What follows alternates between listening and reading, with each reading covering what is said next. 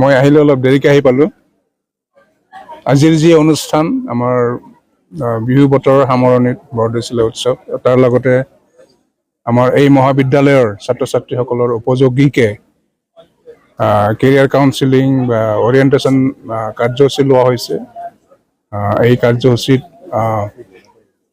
Skill development মিছনৰ ফালৰ পৰা বিশেষজ্ঞ আহিছে আৰু ছাত্ৰসকলৰ সন্মুখত কি ধৰণৰ স্কিল ডেভেলপমেণ্টৰ পটেঞ্চিয়েলবিলাক আছে, সম্ভাৱনীয়তাবিলাক আছে, সেই সম্পৰ্কে বিশদ ব্যাখ্যা আগবঢ়াইছে। আৰু সেই সুবিধাসমূহ যদি আমাৰ এই তামোলপুৰ অঞ্চলৰ ছাত্ৰ ছাত্ৰীসকলে ল'ব পাৰে আৰু এই মহাবিদ্যালয়ে যদি এই ছাত্ৰ ছাত্ৰীসকলক চেনেলাইজ কৰি সেই বিভিন্ন স্কিলৰ ট্ৰেইনিংবিলাকত যাতে অংশগ্ৰহণ কৰাব পাৰে, তেতিয়াহ'লে তেওঁলোক লাভৱান হ'ব, মই সেইটোকে ভাবোঁ।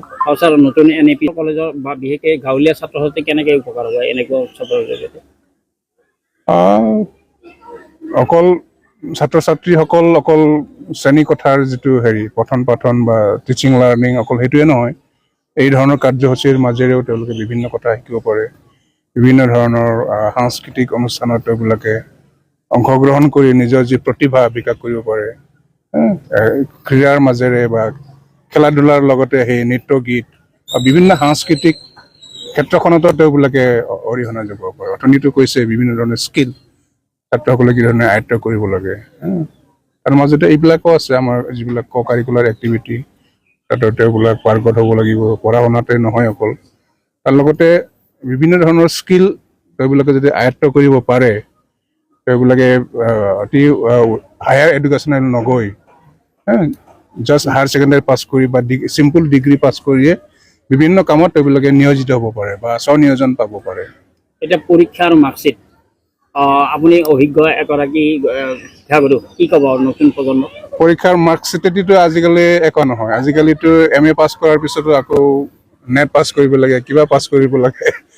এতিয়া মই অকল BA MA দি নহয়, এতিয়া আকৌ B.Ed পঢ়িব লাগে, আকৌ টেট পাছ কৰিব লাগে। গতিকে অকল চাৰ্টিফিকেটেদি নহয়, চাৰ্টিফিকেটৰ লগতে আমাৰ কি পাৰদৰ্শিতা আছে, আমি প্ৰেক্টিকেলি আমি জানো নে নাই, পাৰোঁ নে নাই, কৰি দেখুৱাব পাৰোঁ নাই, এইটোৰ ওপৰত আজিকালি বেছি গুৰুত্ব দিয়া হয়। ছাত্ৰ ছাত্ৰী কি ক'ব? নতুন ছাত্ৰ ছাত্ৰীক কি ক'ব?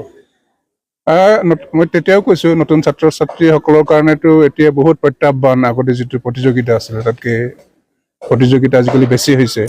চিট পাবলৈ টান, চিট পোৱাৰ পিছত পাছ কৰি উঠাৰ পিছত চাকৰি পাবলৈ টান।